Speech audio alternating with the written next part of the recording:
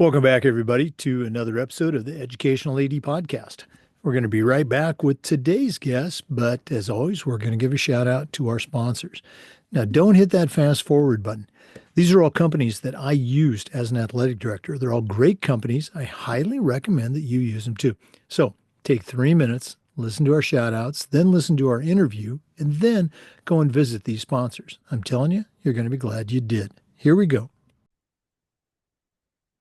We want to say thanks to Vital Signs Wall of Fame for their support. Go to vitalsignswalloffame.com and take a look at their interactive touchscreen video consoles. It's a great way to show off your school record boards or your school's Hall of Fame. And if you put one of their units in your main gym lobby or the hallway, it's going to be a magnet for kids, coaches, how about alums, sponsors, parents. Go to vitalsignswalloffame.com for more information. We also want to say thanks to Huddle. As a football coach, I used Huddle for years, but when I became an athletic director, I made sure that our school was a Huddle school. Our coaches just loved the tools, our kids loved the videos, and our parents loved the streaming, but there's so much more. Go to huddle.com, join the 8 million users. Turn your school into a Huddle school. We also want to say thanks to our good friends at Snap Mobile. Have you ever spent weeks and weeks with a fundraiser and been disappointed in the results? Well, those days are gone. Go to snapraise.com. We used it again at our school with great success. I'm telling you, it works. Go to snapraise.com. You can check out all their other great platforms. But if you're looking for a fundraiser, you just found it, and it's Snap Raise.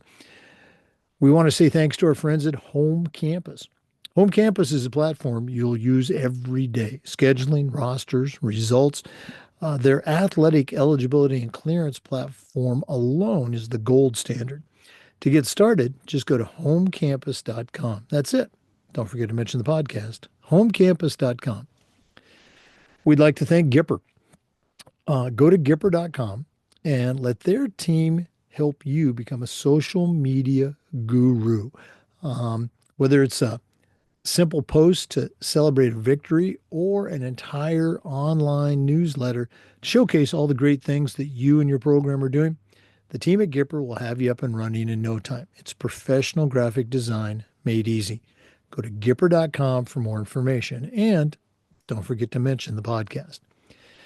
We'd like to thank Sideline Interactive, indoor score tables and video boards. Go to sidelineinteractive.com and you can schedule a live web demo to see their products in action. Probably one of the best purchases I ever made as an AD was my Sideline Interactive indoor score table. Go to sidelineinteractive.com. Check out their products today. We'd like to thank Ohio University and their online masters in athletic administration. My assistant AD, along with thousands of others, got his master's through the Ohio program, and it was a great experience. It's very affordable, just 20 months. And while you're completing your master's, you're also getting 11 NIAAA leadership training courses at no extra charge. Go to Ohio University and take a look at their online master's in athletic administration. We'd like to say thanks to our friends at Hometown. Hometown is changing the game for schools and organizations with their suite of solutions, which includes things like online ticketing. But how about fee-free fundraising, athletic website construction, and a lot more? Whether you're a head coach, an athletic director, or a school administrator, Hometown makes it easy for you and your school to save time, raise more money, and bring your entire community together. Go to hometown.com for more information. That's hometown.com. And we'd like to thank Athletic Surveys by LifeTrack. Athletic directors already get feedback, but a lot of times it's from a very small group that just wants to complain. Athletic Surveys is going to connect you to that group so you can hear their concerns, but they're also going to connect you to the 98% of your stakeholders that support your program. And having that positive data in your hand is incredibly valuable, especially when you're visiting with a frustrated parent, maybe your principal, or even your school board. Go to athleticsurveys.com. Let them create a custom survey that lets you take the pulse of everybody in your program. athleticsurveys.com. Welcome back, everybody, to another episode of the Educational AD Podcast. It's a back to school podcast. We're going to the colleges again, and we're going to be visiting with Dr. Dina Gentile. Incredible background. We're going to hear about it just a little bit. She is a distinguished professor at Endicott College. That's up in Beverly, Massachusetts. She has a coaching background that you're going to hear about. She's works in sport management and other areas. Also, a very successful author for textbooks, one on sport management, one on athletic administration and esports. Her latest book is called, I want to say this right, I lost it here, Reimagining Youth Sports. So we're going to hear about all of that and more. But Dr. Dina Gentile, welcome to the Thank, Educational AD Podcast. thank you so much for having me. Yeah. Really excited to share my story and learn from you as well. Well, you and I connected a while back. I came across your profile on LinkedIn. I'm going, wow, this is somebody we should get on the podcast. But then, and we're going to talk about this later, your game plan educator just really, I was really impressed by that. So I can't wait to get to that. But we always like to let our listeners have a chance to get to know our guests. So give us that quick bio, where you were born, where you grew up. Like we like to say, tell us your life story in 2 minutes, but take us through your own high school and college days, and then we'll take a break and hear about your career later. But what's the Dina Gentile origin story? Yeah, the story starts in New York, and I was raised in Valley Stream, New York, which is on Long Island, and I really think that where I was born played a large role in terms of how I became involved in athletics. So I was and we're talking the 70s here. So I actually played on an all-girl soccer team when I was 4 years old. I should have been six, but my mom somehow manipulated the system, and I was playing with older girls, and I was able to really learn a lot about competition and how to be physical. I had a lot of bad memories of being in goal when it was cold, and we used the big goals back then because mini goals and playing small sided didn't exist. And I moved to Merrick, New York. And I believe I was 10 years old when I made the move, and there were no girls teams, all girl teams. So I actually ended up being the only girl on a boys team. And I also had the best neighbors. So my neighbors were all athletic boys. We were all similar age, and they allowed me to play. And I really was able to develop like that physical piece and the competitive piece and the tactical piece of playing two-hand touch, of playing wiffle ball, of playing stickball. And so those were not organized sport activities, but they certainly framed my development. And then I played on a team with all boys soccer, and I happened to be the most talented player on the team. So I experienced a little bit of backlash from parents who didn't want me to be top of the team as a female.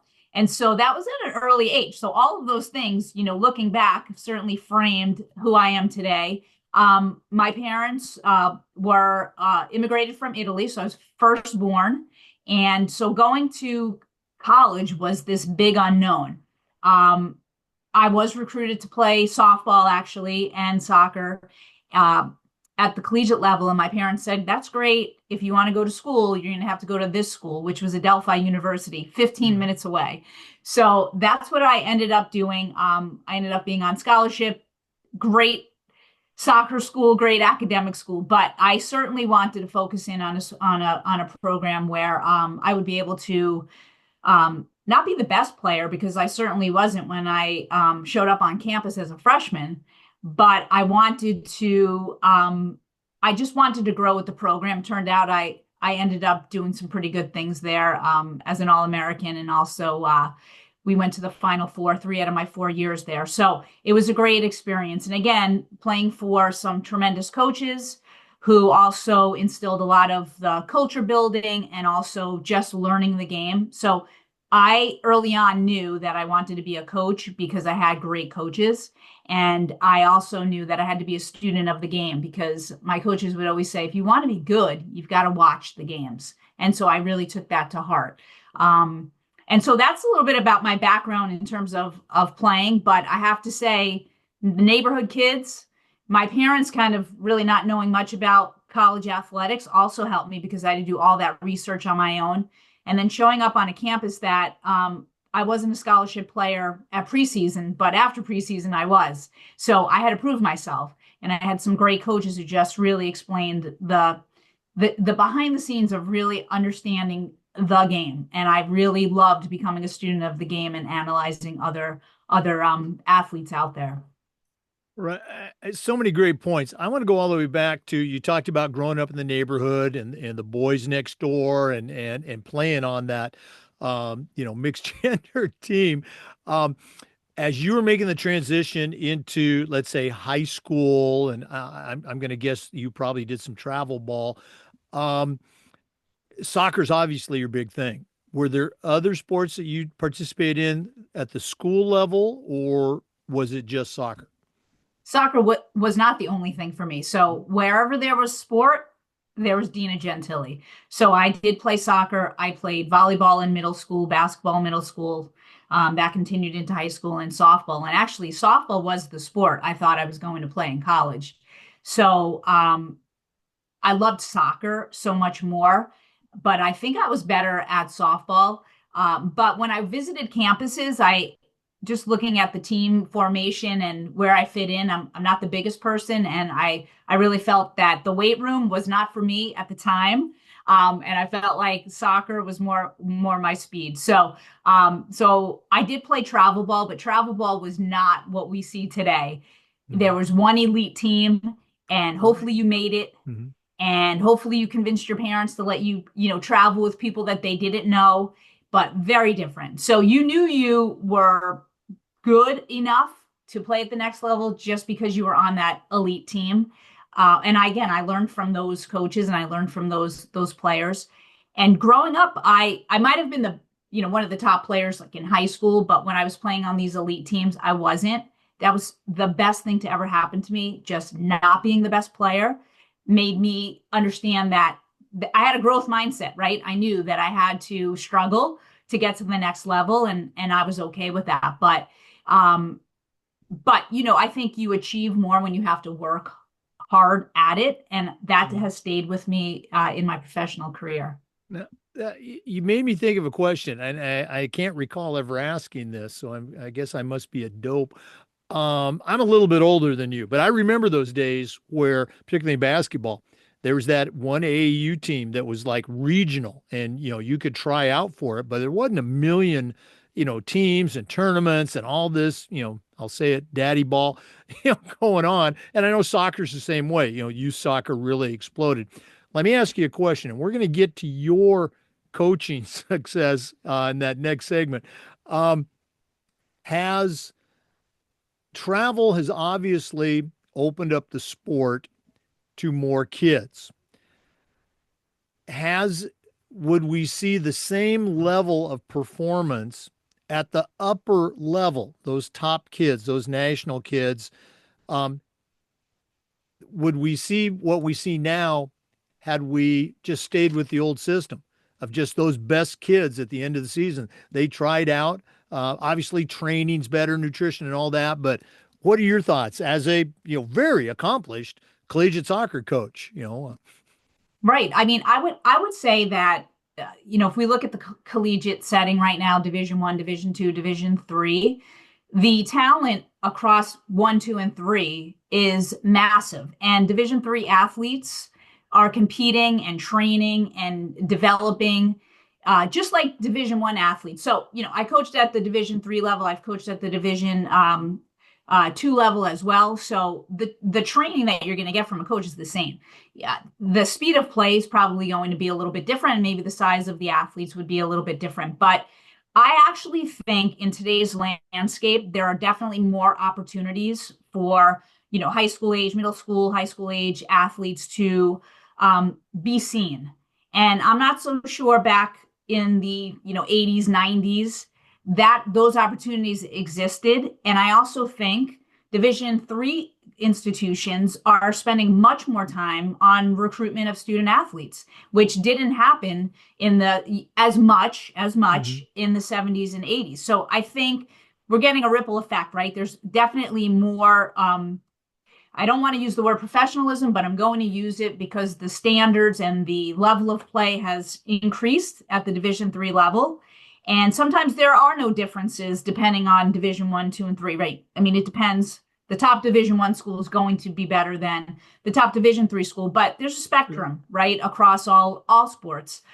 So I think as the collegiate level improves in terms of level of play at the Division III level, Division II levels, then we need more players and we need to see the talent. And I love the surprise players. I really do. And you get to see the surprise players because they're going to different AAU tournaments, they're going to different soccer events and stuff like that that we wouldn't have seen back in the day. Because back in the day, I was on a team, let's say, of 16 other girls looking to compete at the collegiate level. 16. Can you imagine? Now there are clubs on every corner, and that's okay because I think one of the things that I speak about a lot is finding your fit.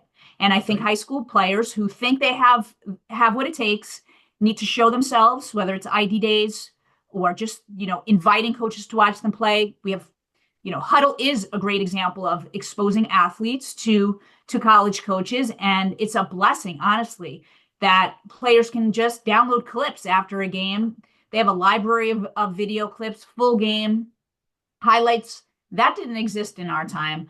And so I think everything has become more professionalized. I see it as a good thing. I don't see it as a bad thing. I think certainly players will be disappointed sometimes thinking, "Oh, I could just play at this level." It's not like that anymore. It's, you're going to be invited, you're going to be committed, you're going to sign on to a roster. It's not an automatic just because you Right. play on Club Hmm. A that you're going to make the collegiate team.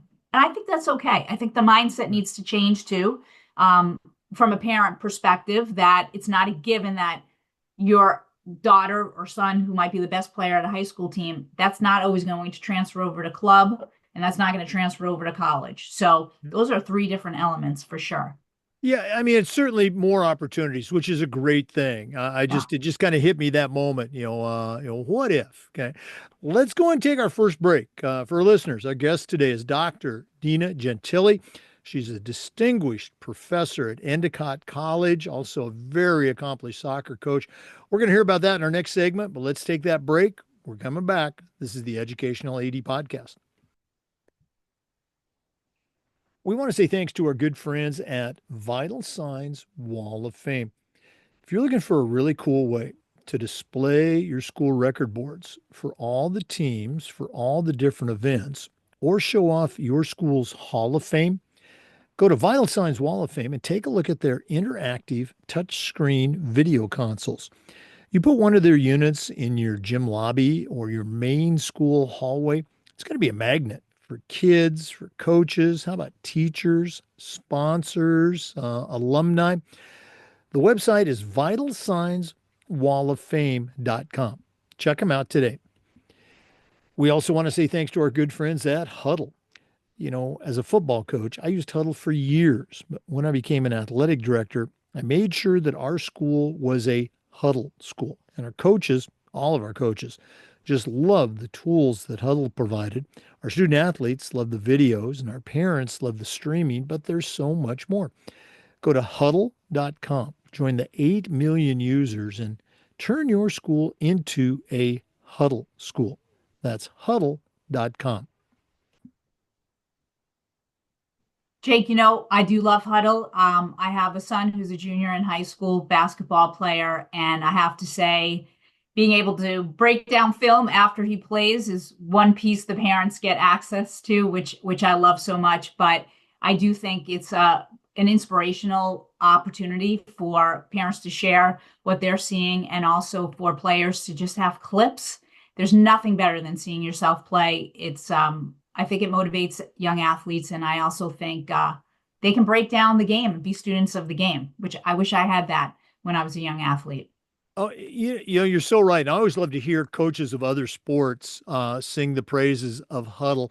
I still remember 100 years ago, and even as a college football player, sitting in the film room, watching the whole game, and not that I ever nodded off, but we had some teammates. Now, as a coach, and this is what I ended up doing, I'd find those 5 or 6 key plays that I wanted them to look at, tag them, and you can check and see if the kids looked at them. But it's just become so much more efficient use of time. And you mentioned, there's nothing better than watching yourself. We found at our school that the kids that we were trying to get recruited, send to the next level, Huddle's great for those highlight tapes, Mhm. but for the other 94%, they wanted a highlight tape that they could take with them just as a memory of playing high school football, and that's true across the board, soccer, volleyball, etc. Thank you so much for saying that. For listeners, our guest today is Dr. Dina Gentile from Endicott College up in Massachusetts.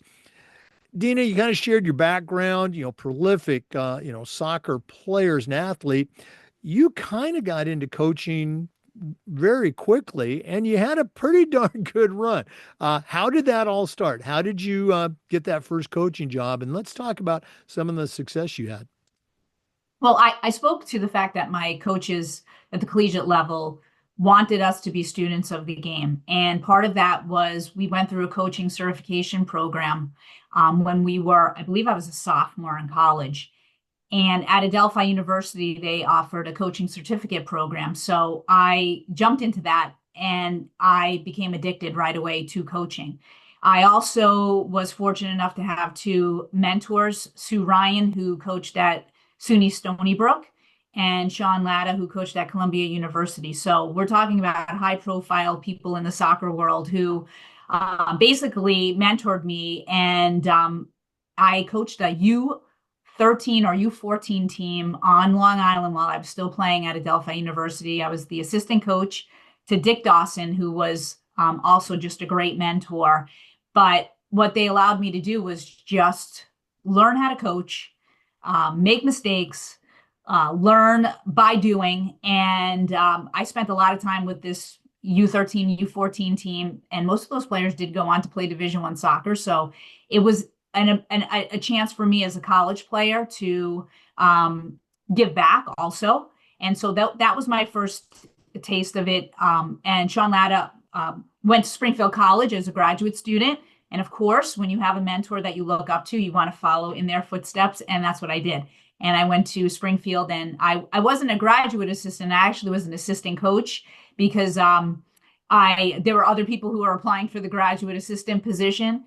And it actually worked out really well for me because I stayed on for 2 seasons. And at the time, Springfield was a Division II institution. And it was just a great opportunity to learn from a historic, traditionally successful program.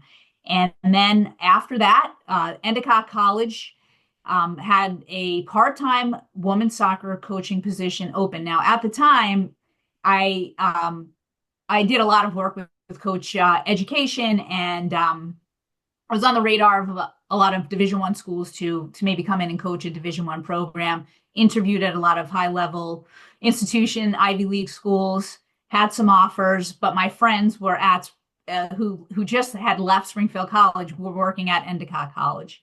And they asked if I wanted to come up and just check it out. And I said, okay, sure, I'll do you a favor. I sat down with the president of the institution, Dr. Richard Wiley, who has since passed, and he asked me, what do you want to do? Now I'm coming in as for a part-time position. I said, I want to coach. I want to be an athletic administrator. And I also want to teach. And he said, well, we don't have a budget for that. And then I said, I understand. Now Endicott had 700 students. We were all female institution at the time. So it would have been a really difficult fit, right, to be there just as a part-timer. But he walked out of his office, came back in, and he offered me a full-time job because he saw the vision and he understood my passion for wanting to build. So I have been at Endicott College for 31 years. And I have been a builder from the start. So I was able to recruit for men's sports, women's sports, knocking on doors, walking into schools. Imagine that. Like I didn't have to buzz my way in. I walked right in. So we really hit Long Island hard because that was my base, New England very hard to build all of our programs on the men's side and on the women's side.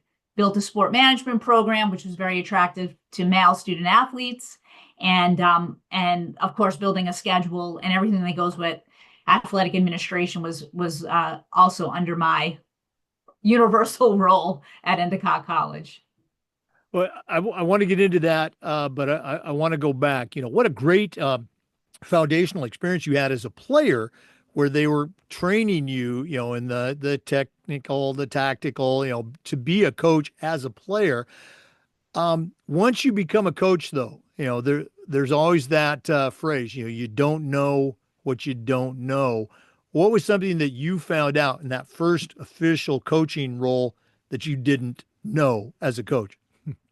Well, listen, coming from Springfield College, where it's an established program, recruiting was easy than at a startup, basically at Endicott College. So, from a head coaching perspective at Endicott College, recruitment was difficult because there wasn't anything to show. I didn't have the stadium they have now. Didn't have the locker rooms. They were just getting me. And I think when you think about all the tools and different devices we have now, back in the day, it was just me. Parents were buying into me. Players were buying into me. And I think that's one thing that is not lost on me, the importance of really having those personal connections. I think a lot of high school students go on college campuses and they want a brand name and they want the bigness of it and all the sparkle, but sometimes it's underneath the sparkle that's special. So that's one big takeaway of being a college coach is that the personal connection that I needed to have as a head coach. And also, when I first started out, I was not too much older than the athletes I was recruiting. And so you still have to have that wall of professionalism, right? You need that separation, but you also want to be able to connect with them at their level. So I think the second thing is meeting athletes where they're at and really understanding where they're coming from. So as I age, obviously I'm getting further and further away from understanding the mindset of those particular student athletes. But I always try, and I still try to do it, is really to be in their space and kind of put on the hats that they're wearing and the different pressures that they have. So I'm not even talking about X's and O's, am I? Right? It's all outside of the field, outside of the court. Those are the things that are the most important. You could be the best coach, but be unsuccessful with your relationships with your athletes. So I really thought the relationship building was the most important thing, and the winning came. Sure. We certainly struggled year one, but after that, we were 500 year one. We still made the playoffs, but after that, this was our standard. We are going to try to win more games than we lose. We're going to try to make it to playoffs, and we're going to try to get really long runs in the playoffs when we do it. But it was the personal connection that allowed us to do that. It didn't matter about we had skillful players, but skill aside, it was really the heart and the soul that these players brought to the field and to the team. Oh no, absolutely. You got to save some of those tools for the toolbox segment. I will. Let's I will. let's go and talk about your run as the head coach at Endicott as a startup program. By my count, in your tenure there are five conference champions, multiple trips to the NCAA tournament, some Final Fours. I mean that's got to be special. Going from, as you said, it was just you, to that type of success. You know, what are some of the thoughts in your mind as you look back at that?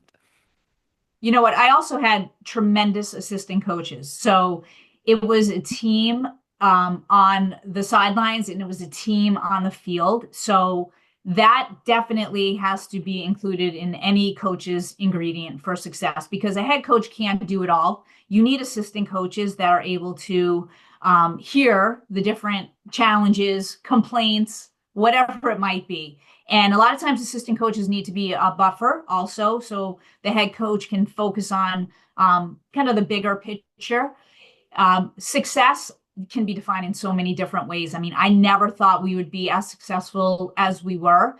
I think initially my goal was, maybe stay at Endicott for a handful of years and then, go and really coach Division One. I was using it as a stepping stone in the way back of my mind, but then it's your program, right? It's you, it's your identity, and that stays with you if you believe in it, and if you I gave a lot, but I got a lot back. And I think that's really what keeps coaches and keeps me and a lot of people who stay at institutions for 3 decades is are those connections that we make. But yes, we were very successful. We I think routine is a big part of how I would coach. A lot of routine, a lot of even though it's so funny, we talk about huddle. I wish I had huddle. I literally had to go to games and write down the formation, write down who their key players in a notebook, which was fine. And I loved when we eventually did have our own locker room space using the whiteboard and being able to, go through the matchups and things like that. So the whole premise of being a student of the game carried over when I really was a head coach because I really believed in knowing your competitor, knowing everything you possibly can know about the other team, and making sure our practices were a lot harder than the game we were going to play, 2 days down the road. Like our practices were so much more difficult than the teams that we were facing for a reason. So when we showed up, we already knew. We already knew what they were going to do. We already knew who we were matching up with. We already knew the challenges that were ahead of us. So that prep piece cannot be overstated, understated, underestimated, whatever the word is. You got to prep. You've got to prepare your team so that they know what's coming at them before it even happens. Mhm. No, again, great points. And it's I still remember those days myself of as a young coach, going being assigned. You go scout so and so. There was no film. You had that notebook, and you were, charting plays and diagram formations. So I'm right there with you. Let's go and take our second break. Again, I want to introduce our guest, Dr. Dina Gentile, longtime soccer coach and currently distinguished professor of sport management at Endicott College. We're going to hear all about that part of her life when we come back. So please stay with us. This is the Educational AD Podcast.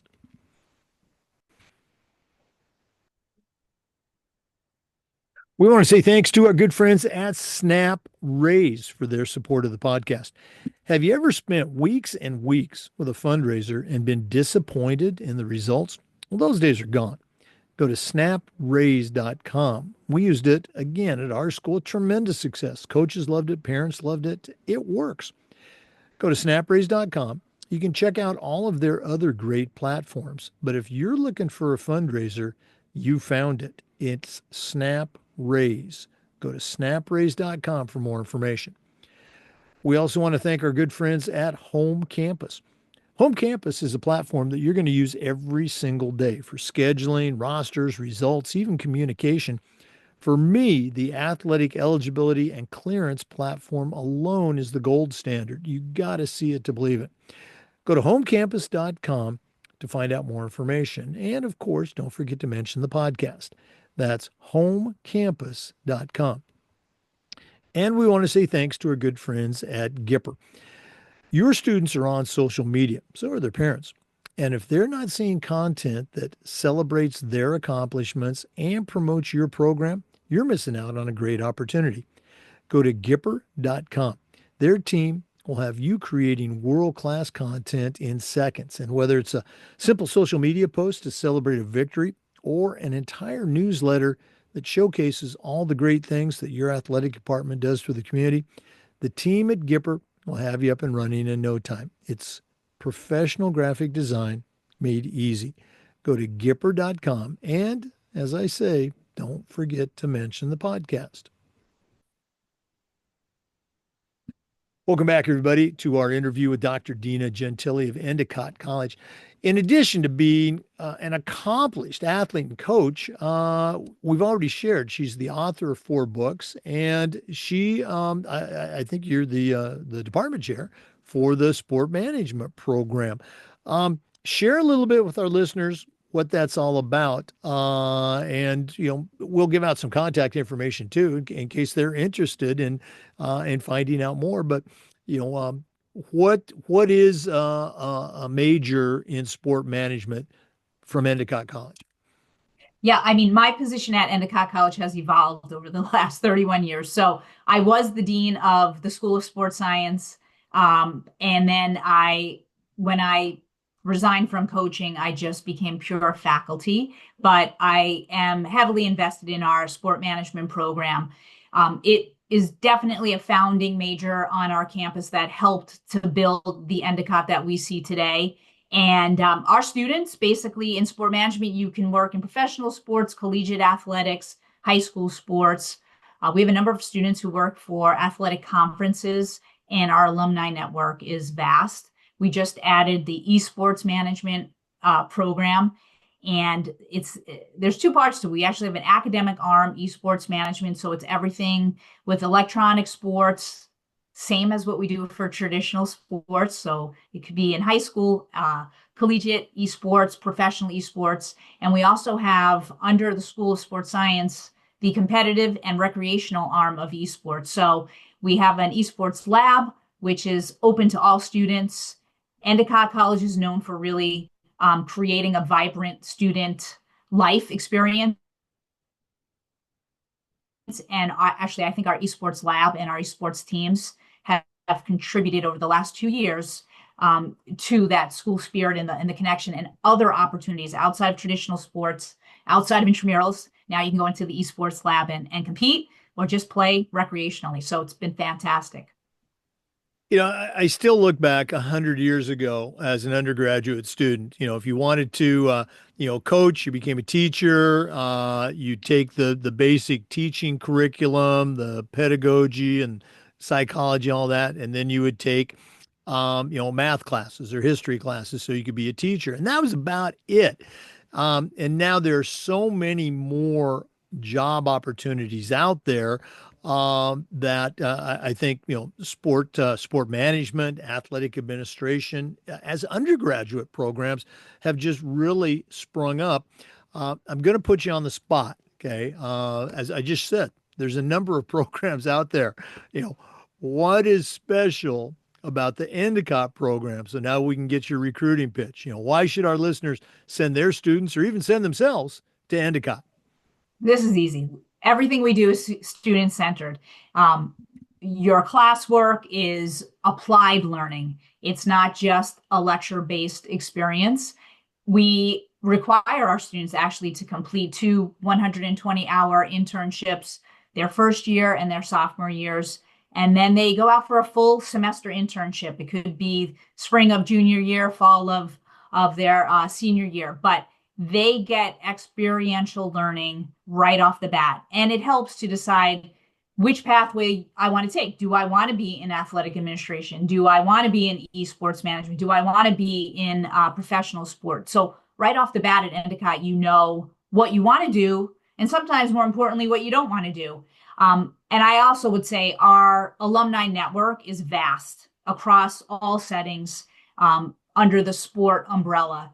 And for that, we have 30 years worth of alums, whether it's coaching, athletic administration, Division 1, 2, 3, high school, conferences, or professional sports, sport agents we have. So I'm just fortunate to be someone who started the program, and I know all of our alums, and I don't think many people can say that. So I love talking to parents. I think it's important for them to understand what is sport management, what is esports management, what's athletic administration.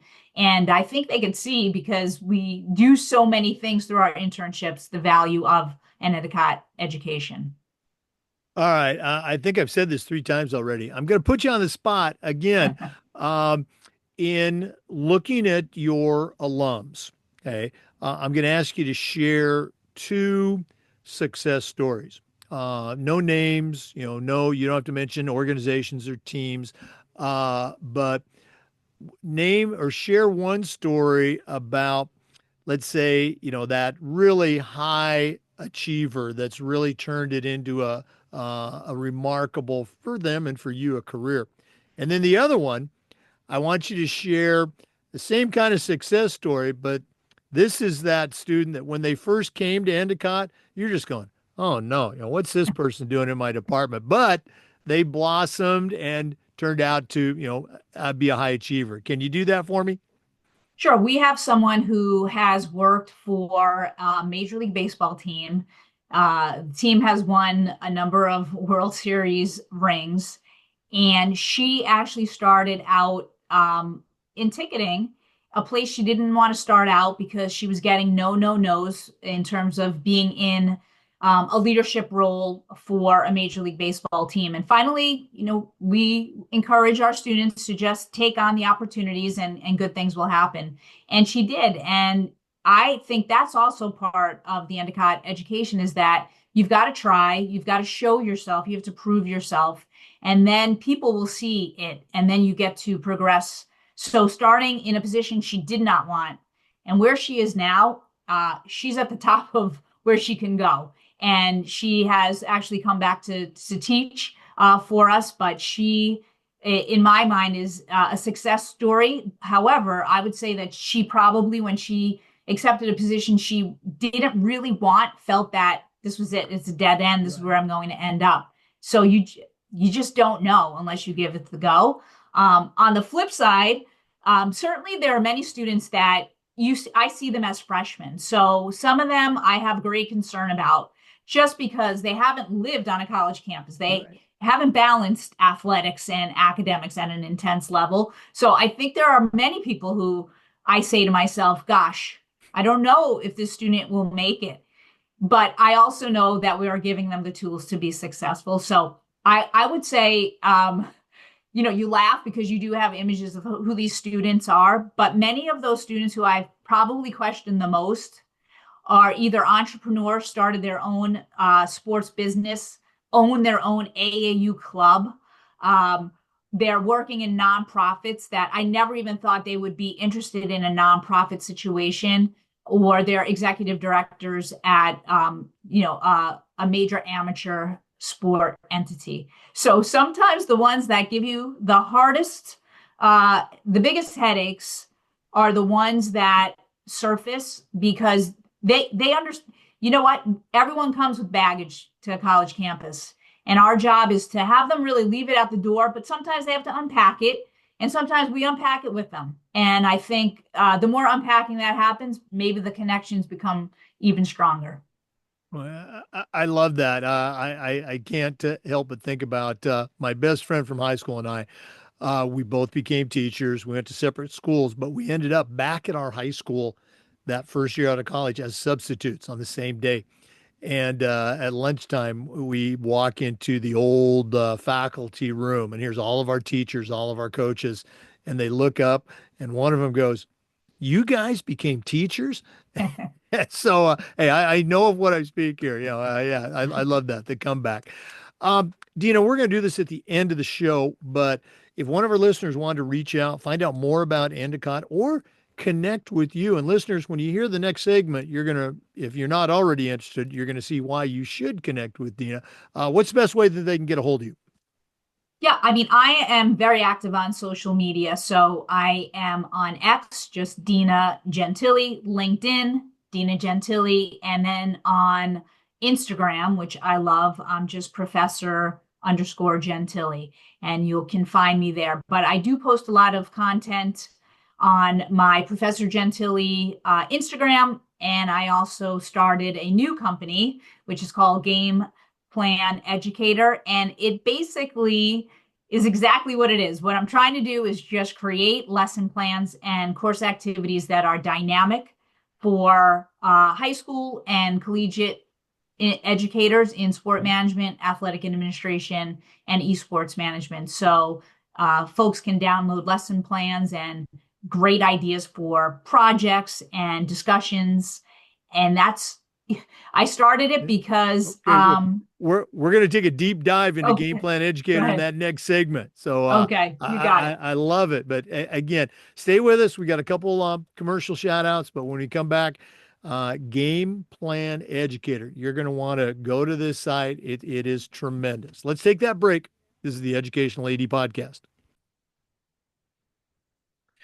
We also want to say thanks to our good friends at Sideline Interactive, indoor score tables and video boards.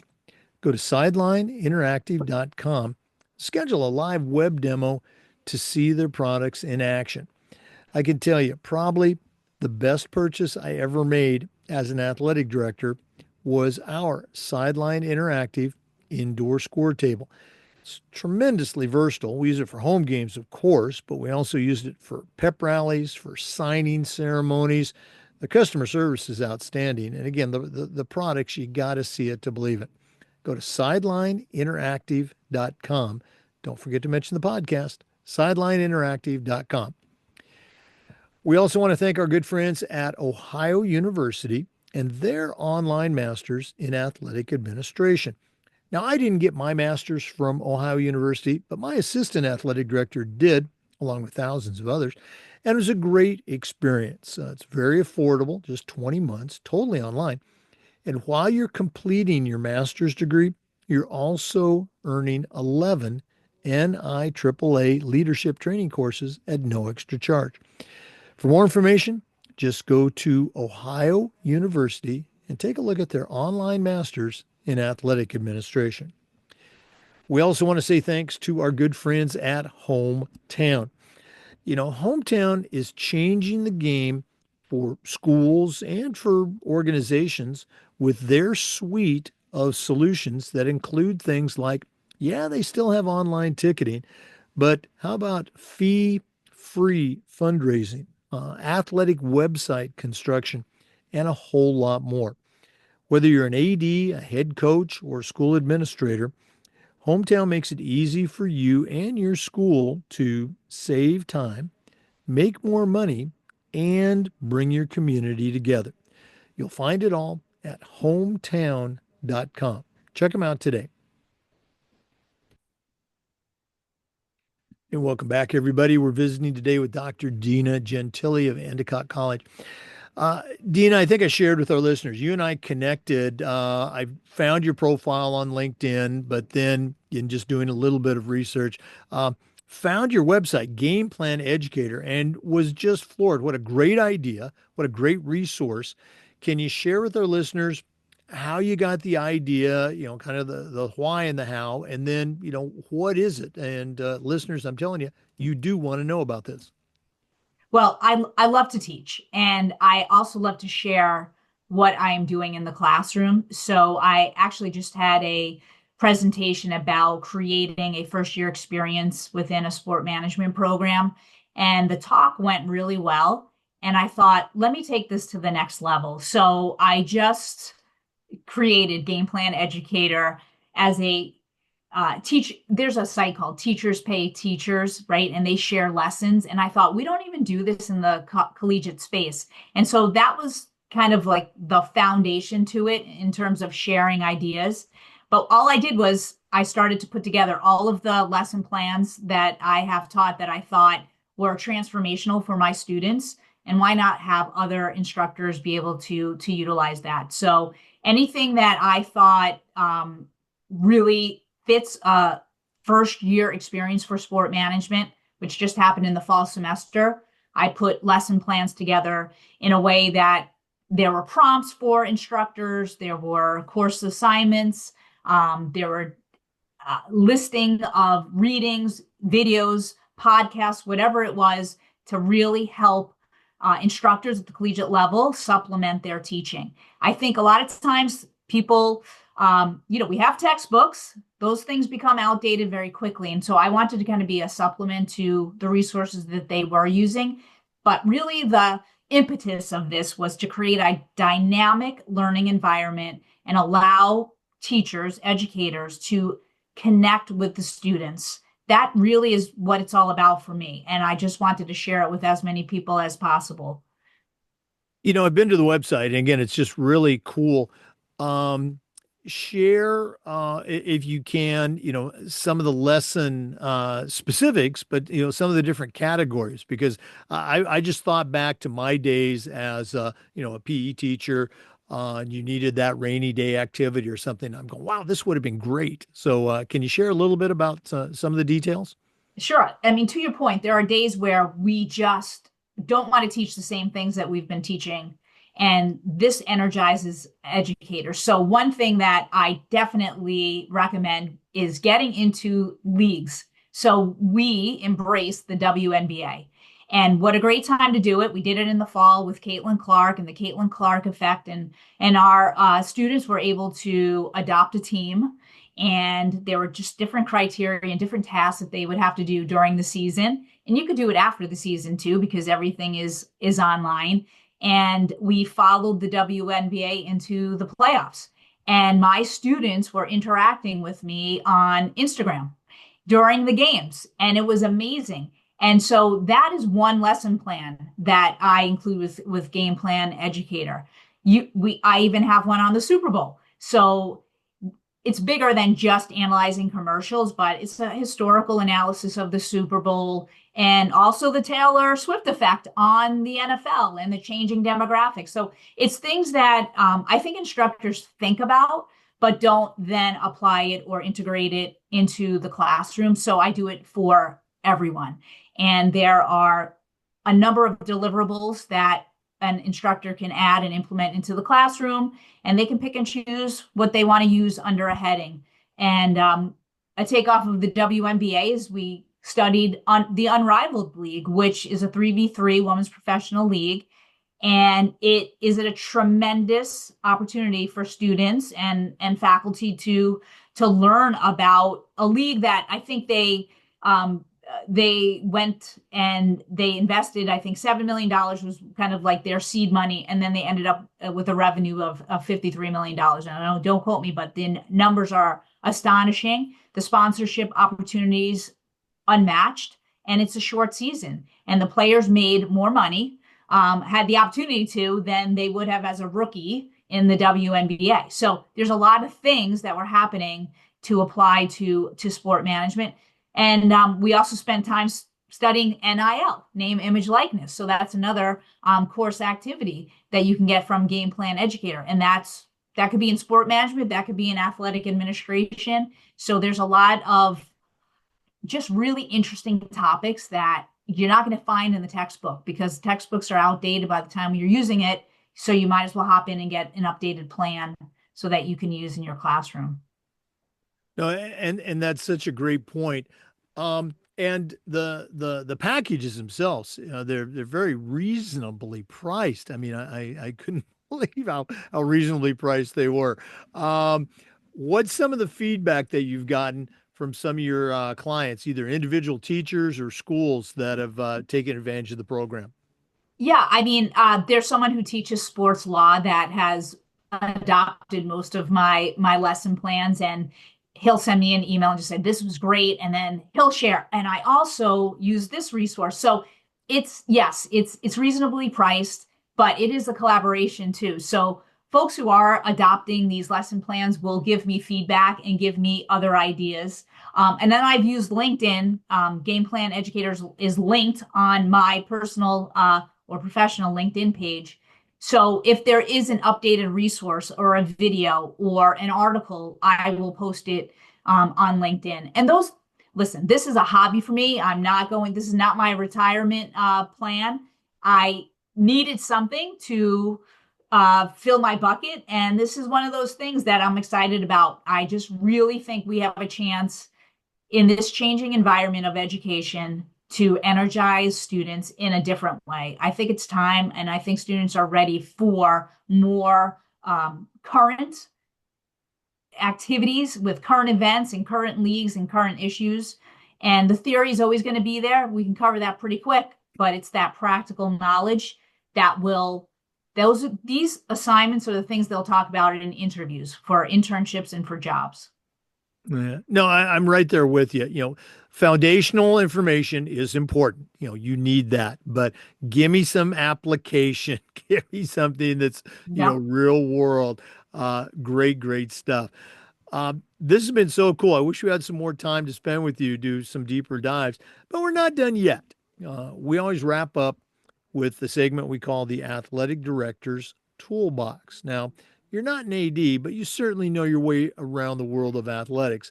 We're going to take a final break, hear from Athletic Surveys, who sponsored this segment. When we come back, I'm going to challenge you to send out a brand new athletic director, a brand new leader, if you will, on their very first job. But I'm only going to let you put three things in the toolbox.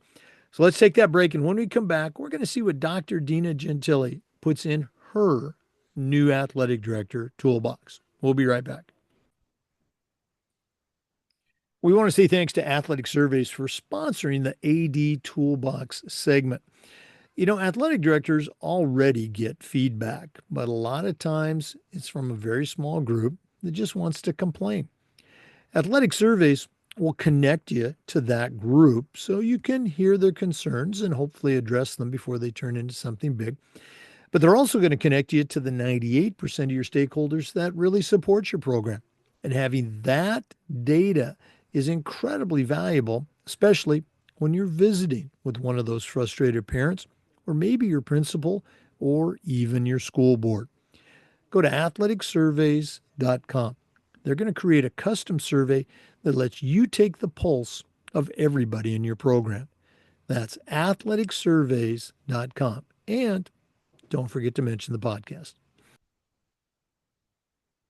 Well, it's that time of the podcast. We've just spent some time with Dr. Dina Gentile of Endicott College. Tremendous background. But right now, I'm going to task her with sending out a brand new athletic director, a brand new leader on their very first job. But I'm only going to let her put three items in the toolbox. So, Dina, what three items are going to go into your new athletic director toolbox? Okay, great. This is the best question of the night. And I have to say, I was an athletic administrator at Endicott College in the beginning of our development as an NCAA Division III institution.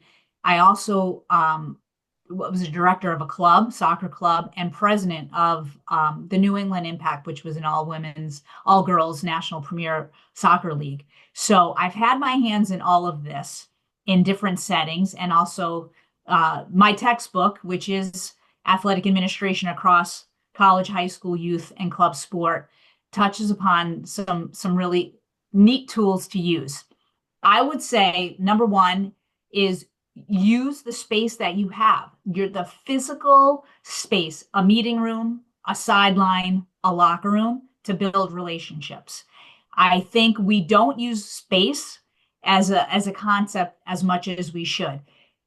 As a new athletic director, I believe that the connections that you make with your coaches are essential. I think when you're a younger athletic director, less seasoned, you tend to think the coaches are just going to go out there and coach. It's bigger than that.